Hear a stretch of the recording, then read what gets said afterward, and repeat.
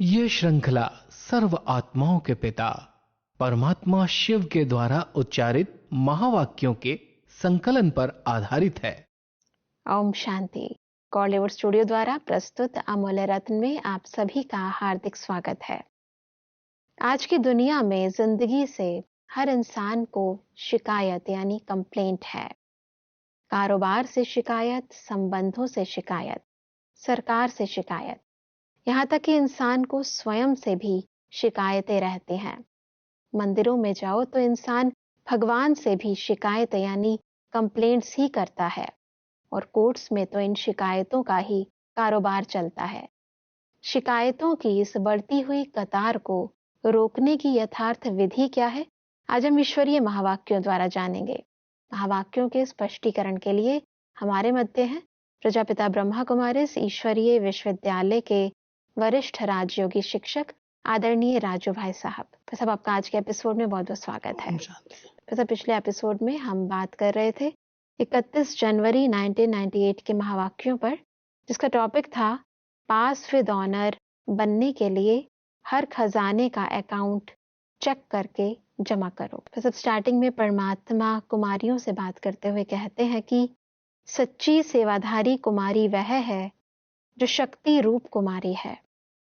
अगर निमित्त सेवाधारी शक्तिशाली नहीं है तो औरों को शक्तिशाली नहीं बना सकती। अगर कुमारी शक्तिशाली नहीं है, कोमल है, एक होती है कोमल और दूसरी होती है किसी के प्रभाव में आने वाली, ज्ञान का प्रभाव डालने वाली नहीं, लेकिन कोई के प्रभाव में प्रभावित होने वाली। सब एक तरफ परमात्मा कुमारियों को शक्ति रूप कह रहे हैं और दूसरी तरफ कोमल कह रहे हैं। इन दोनों को थोड़ा थोड़ा स्पष्ट करें आप। परमात्मा के कार्य में विशेष करके कन्या और माताओं को आगे रखा गया। उनको ही सेवा केंद्र संभालने की जवाबदारियां मिली, और सेवा केंद्र पर निमित्त जो कुमारियां हैं, टीचर्स जिनको हम कहते हैं, जैसी उनकी स्थिति है, जैसी वे खुद शक्तिशाली हैं, वैसे ही आने वाले विद्यार्थियों को भी बनाते हैं जी। तो परमात्मा कहते हैं आप बच्चों को, खास करके कन्याओं को, कुमारियों को शक्तिशाली बन करके रहना है जी। तो आपके द्वारा अन्य आत्माएं भी सीखेंगी कैसे शक्ति संपन्न रहना है। दो बातों का ध्यान देना। एक तो कोमल, जैसे कोमल पत्ते होते हैं, पहले अगर खेत में कोमल पत्ते जब निकलते हैं तो अधिकतर उनको चिड़ियाएं खा जाती हैं। तो परमात्मा कहते हैं ऐसी कोमल नेचर नहीं बनाना, कोई भी माया का वार हो जाए। शक्ति स्वरूप बनो, कोई भी बातें आती हैं उनको शक्ति स्वरूप बन करके पार करो। अगर बहुत कोमल, बहुत नरम बन के रहेंगे तो कहीं न कहीं से माया वार करेगी और आपको अपने में फंसाएगी। तो एक बात का ये ध्यान देना है, खास निमित्त टीचर्स जो हैं, कुमारियां जो हैं, उनके लिए बाबा कह रहे हैं एक कोमलता नहीं चाहिए, और दूसरा किसी भी आत्मा के ऊपर प्रभावित नहीं होना। कोई अपनी पर्सनैलिटी का किसी न किसी रूप पर से प्रभाव डालने का प्रयास करते हैं, और अगर हम आत्माओं की तरफ प्रभावित हो गए, उनके प्रभाव में आ गए, तो हम बाबा के प्रभाव से बाहर निकल जाएंगे। एक परमात्मा के प्रभाव में आत्मा रहे, एक से ही सुने, एक की ही बात को समझे और उनकी श्रीमत पर सदा चले, उसके लिए बहुत अटेंशन देना। क्योंकि आत्माएं अपना अपना प्रभाव कोई धन का सहयोग दे के डालती हैं, कोई किसी विशेषता के सहयोगी बन करके फिर अपना प्रभाव डालने की कोशिश करती हैं, और अगर हम उन पर प्रभावित हो गए तो परमात्मा कहता है प्रभावित होते होते आत्मा ईश्वरीय नियम और मर्यादाओं से बाहर चली जाएगी। इसलिए बहुत ध्यान देना इन दोनों बातों पर। कोमलता भी नहीं चाहिए, और दूसरा किसी भी आत्मा पर, कोई कितनी भी विशेष आत्मा हो, आत्माएं सब परमात्मा के द्वारा उन गुणों से संपन्न बनी है। हमें आत्माओं पर प्रभावित नहीं होना है। परमात्मा के विशेषताओं पर, उनके गुणों पर, उनके ज्ञान पर हम प्रभावित हुए हैं, इसलिए कोई देहधारी आत्मा मुझे प्रभावित न करे। अगर इन दोनों बातों पर ध्यान देंगे तो शक्ति स्वरूप अपने आप बन जाएंगे, और शक्ति स्वरूप बनेंगे तो जैसे खुद होंगे ऐसे दूसरों को भी बनाएंगे। जी। परमात्मा कहते हैं कि गीता पाठशाला का अर्थ है ट्रस्टी बन के सेवा करना, क्योंकि जो भी आत्माएं आती हैं वह बाप के स्नेह में आती हैं, इसलिए ट्रस्टी बनकर कारोबार चलाना बहुत आवश्यक है। एकदम निस्वार्थ सेवा की भावना वालों को कहेंगे सच्ची गीता पाठशाला। सब परमात्मा गीता पाठशाला के भाई बहनों से बात करते हुए कह रहे हैं, सच्ची गीता पाठशाला की इस डेफिनेशन को थोड़ा स्पष्ट करें। जहाँ पर भी पाठशाला के निमित्त प्रवृत्ति वाले भाई बहने बनते हैं, जी।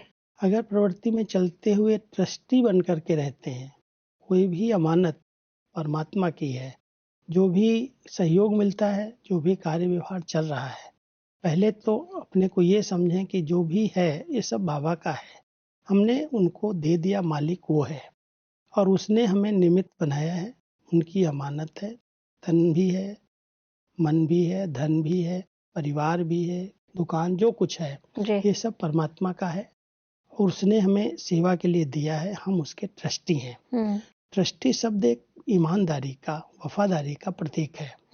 जो ट्रस्टी होता है वो कभी मालिक की संपत्ति में हेराफेरी नहीं कर सकता, वो मैनेजर की तरह उसको संभालता है, उसको बढ़ाता है, आगे करता है, लेकिन कभी भी अमानत में ख्यानत नहीं करता। इसलिए परमात्मा कहते हैं गीता पाठशाला माना अगर कोई आप छोटा सा केंद्र अपने घर में चला रहे हो तो उस केंद्र पर जो भी भाई बहने आते हैं या कोई सहयोग देते हैं उसमें आप उस पर अधिकार नहीं रख सकते, वो बाबा का है। आप ट्रस्टी हैं, वो सेवा में लगे, सेंटर पर जाए, आप उसको यूज नहीं कर सकते। ये बहुत कर्म फिलॉसफी है।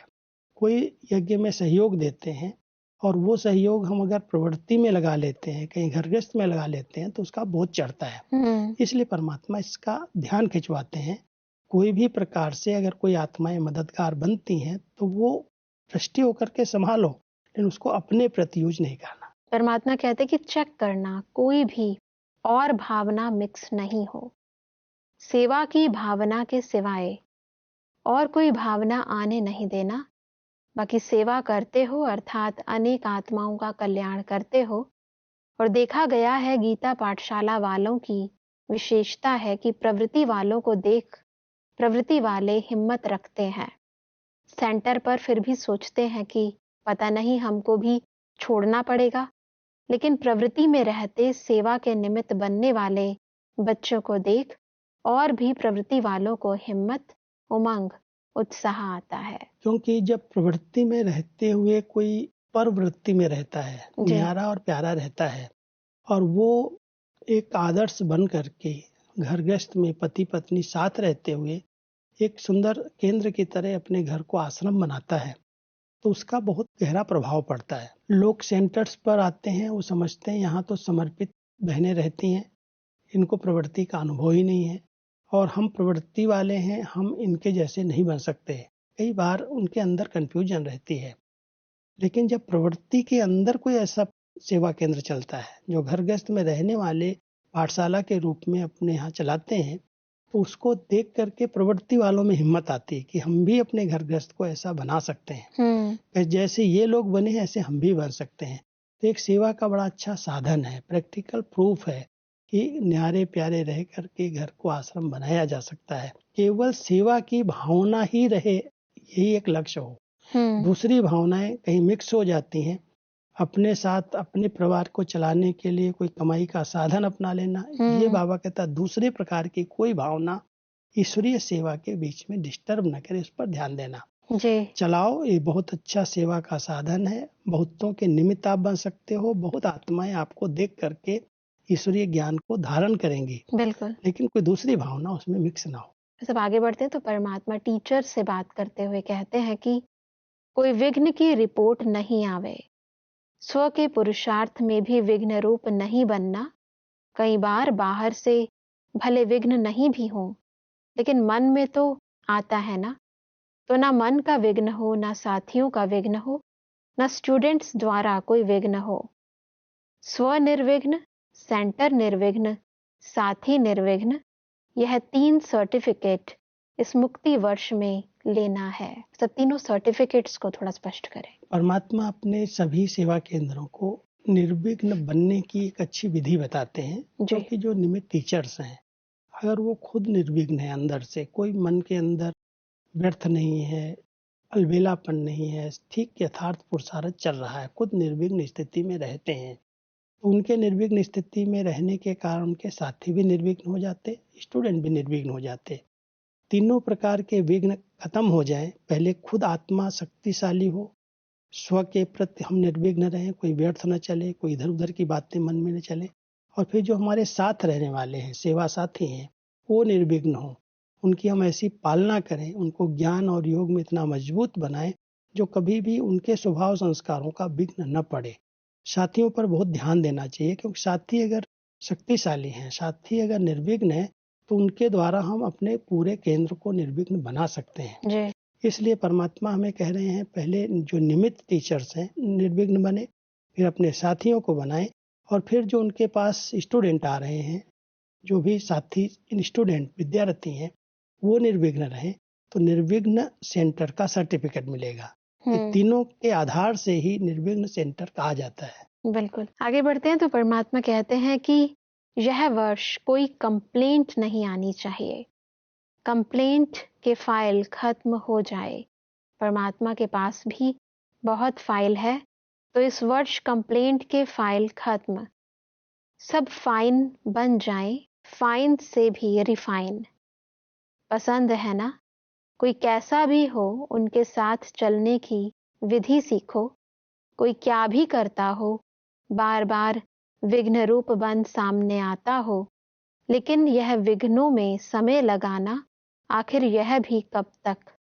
इसका भी समाप्ति समारोह तो होना है ना। सब कंप्लेंट्स की फाइल को खत्म करने के लिए परमात्मा कहते हैं कि हमें फाइन बनना पड़ेगा, और फाइन भी नहीं, रिफाइन बनना पड़ेगा।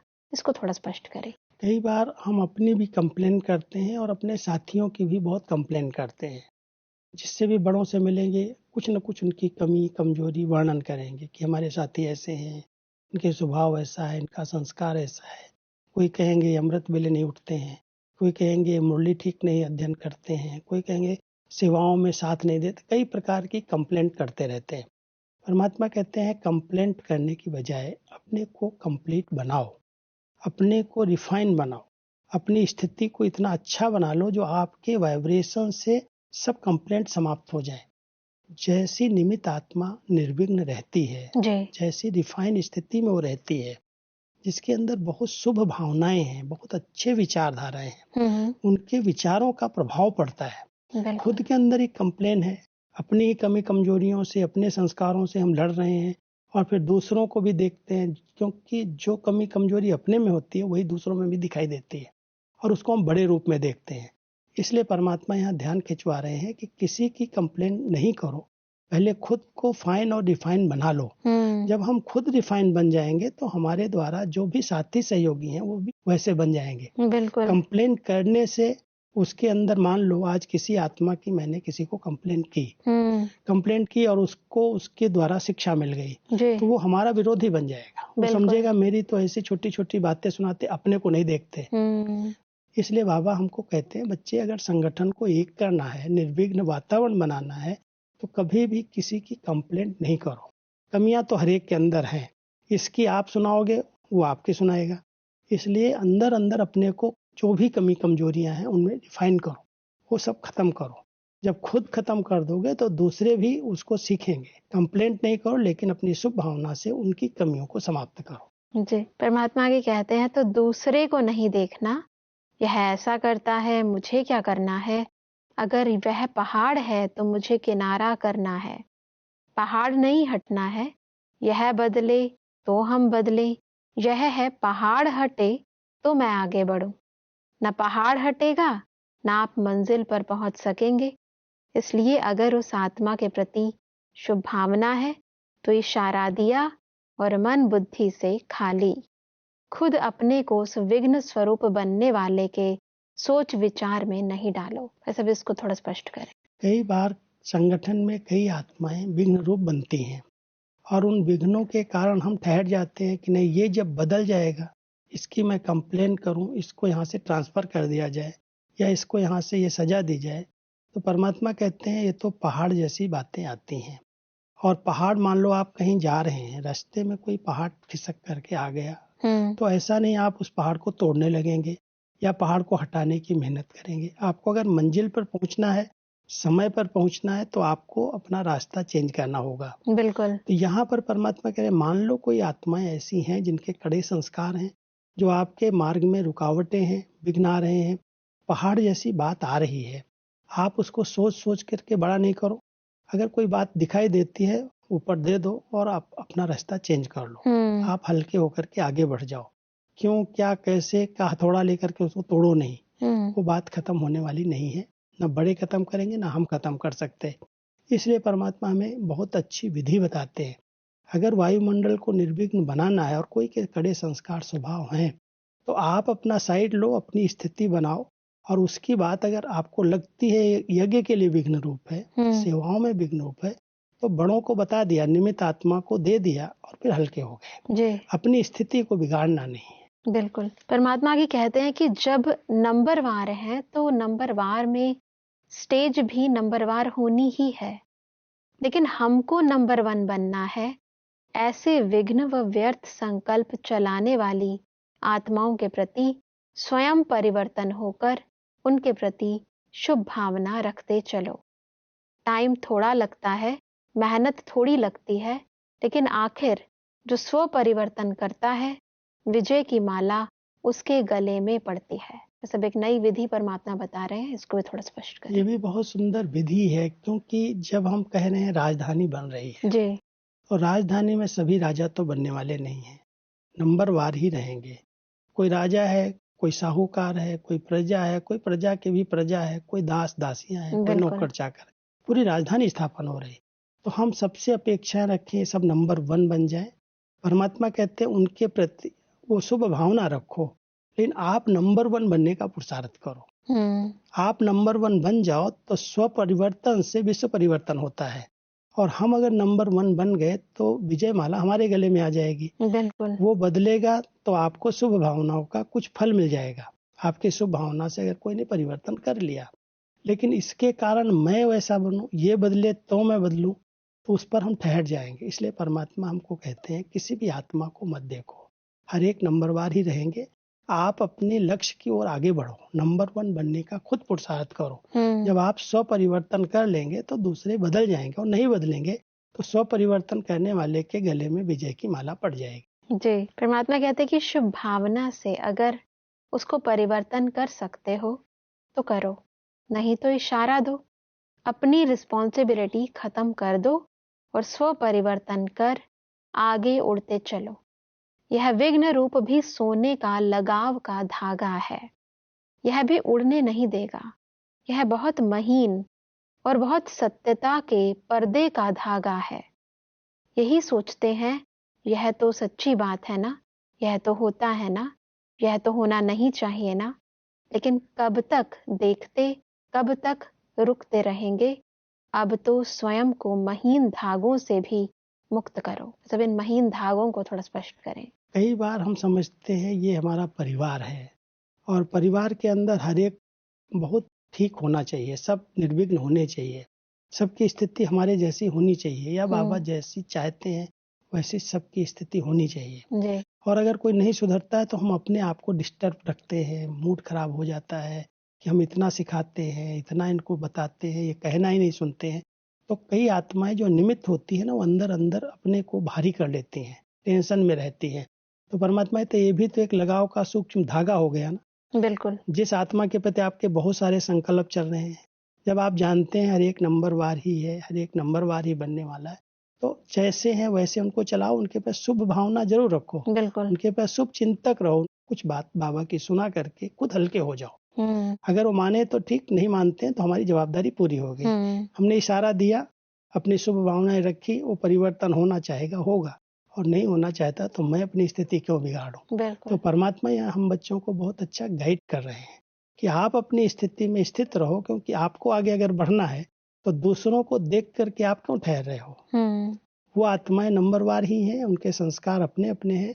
आप शुभ भावना रख रहे हो, बदल जाए तो अच्छी बात है, इशारा दे दो, अपनी जवाबदारी खत्म, और फिर अपने आप को बहुत डबल लाइट रखो, तभी आप नंबर 1 में आ सकते हो, आगे बढ़ सकते हो। बिल्कुल, जब आगे बढ़ते हैं तो परमात्मा हमें सेवाओं के संबंध में बताते हुए डायरेक्शन देते हैं कि चाहे देश में चाहे विदेश में, क्यों, कैसा, ऐसा तो नहीं, इस संकल्प से कभी भी कोई कार्य अर्थ सामने नहीं जाओ।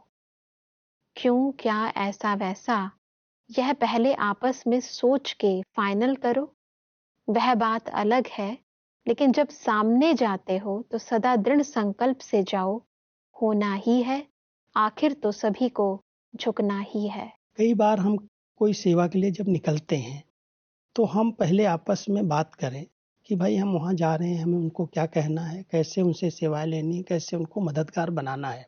लेकिन कई नेगेटिव संकल्प रहते हैं अंदर अंदर, पता नहीं वो करेगा या नहीं करेगा, कैसी उसकी भावनाएं हैं, उसके बारे में तो लोग ये कहते हैं, ये बहुत सारे अंदर अंदर संकल्प चलते रहते हैं। जी।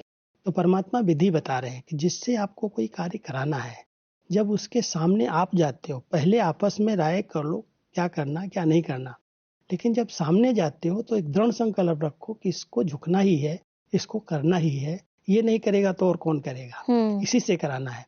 तो अपने संकल्पों में बहुत सकारात्मकता, बहुत अच्छे विचार, हमारी भावनाओं का प्रभाव पड़ता है। अगर हम पहले से उनके सामने संकल्प करेंगे ये व्यक्ति तो ठीक नहीं है, ये व्यक्ति तो देखता भी नहीं है, तो अच्छा रिस्पॉन्ड ही नहीं करेगा, तो हमारे नेगेटिव संकल्प उसको टच होते हैं और वो सामने से वही उसी प्रकार की रिस्पॉन्ड करता है। इसलिए परमात्मा कह रहे हैं पहले से ही जो बात है पहले क्लियर करके, अपनी भावनाएं बड़ी ऊंची लेकर के जब किसी के सामने जाते हो तो यही कहो इसको झुकना है, इसको करना है, यही करेगा। तो ऐसी शुभ भावनाओं का प्रभाव उस आत्मा के विचारों को चेंज करेगा और वो आपके कार्य को संपन्न कर देगा। इसलिए परमात्मा कहते हैं कि अभी सेवा में सकाश दे बुद्धियों को परिवर्तन करने की सेवा ऐड करो, फिर देखो सफलता आपके सामने स्वयं झुकेगी। विघ्न भी आते हैं, लेकिन आगे का पर्दा विघ्न का होता है, पर्दे के अंदर कल्याण समाया हुआ दृश्य छिपा हुआ होता है। मनसा वाचा की शक्ति से विघ्न का पर्दा हटा दो तो अंदर कल्याण का दृश्य दिखाई दे। परमात्मा बहुत अच्छी विधियां बताते हैं कि कल्याण तो हर बात में, हर सीन में समाया हुआ है ही। इसलिए कोई भी बात आती है, अपनी शुभ भावना से जाओ, सेवा करो, सफलता तो आपको मिलनी ही है। और अगर लगता है कि ये बात सफल नहीं दिखाई देती, इसमें कोई ऐसा नहीं दिखाई देता कि सब सहयोगी बनेंगे, फिर भी परमात्मा कह रहे हैं उसके पर्दे के पीछे भी कल्याण है। ऐसी श्रेष्ठ भावना लेकर के फिर अपनी सेवाएं करो तो सफलता आपको मिलेगी। बिल्कुल भाई साहब, आज हमने बहुत ही स्पष्टता से समझा कि कैसे हम कंप्लेंट्स को समाप्त करके कंप्लीट बने। स्पष्टीकरण के लिए आपका बहुत बहुत धन्यवाद। ओम शांति।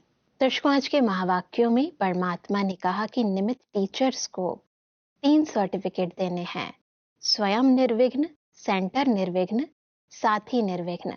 परमात्मा ने कहा कि कंप्लेंट्स की फाइल को खत्म करने के लिए हमें दूसरों को नहीं अपितु स्वयं को देखना है और कोई कैसा भी हो उसके प्रति सदा शुभ भावना रखनी है।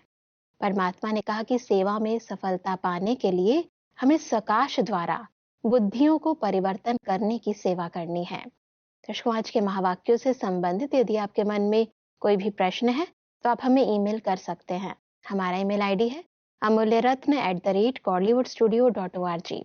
अगले एपिसोड में एक और अव्यक्त वाणी के साथ आप सभी के समक्ष हम फिर हाजिर होंगे। तब तक के लिए लेते हैं इजाजत। ओम शांति। मुख्य सार: कोई कैसा भी हो उनके साथ चलने की विधि सीखो। विघ्नों में समय लगाना आखिर यह भी कब तक? विघ्न व व्यर्थ संकल्प चलाने वाली आत्माओं को परिवर्तन कर सकते हो तो करो, नहीं तो इशारा दो। अपनी रिस्पॉन्सिबिलिटी खत्म कर दो, खुद को उस विघ्न स्वरूप बनने वाले के सोच विचार में नहीं डालो। यह तीनों सर्टिफिकेट लो। न मन का विघ्न हो, न साथियों का विघ्न हो, न स्टूडेंट्स द्वारा कोई विघ्न हो। एकांतवासी और खजानों के इकोनॉमी का प्रोग्राम रखो। सेवा की भावना के सिवाय और कोई भावना आने नहीं देना। अधिक जानकारी के लिए संपर्क करें Amulya Ratan Godlywood studio, Manmohini Van, Shantivan post, Abu road, 307510, district Sirohi, Rajasthan. Email ID है amulyaratn@godlywoodstudio.org। इस श्रृंखला को प्रजापिता ब्रह्मा कुमारीज ईश्वरीय विश्वविद्यालय के सेवा केंद्रों पर क्लास में नियमित रूप से चलाने के लिए गॉडलीवुड स्टूडियो से संपर्क करें।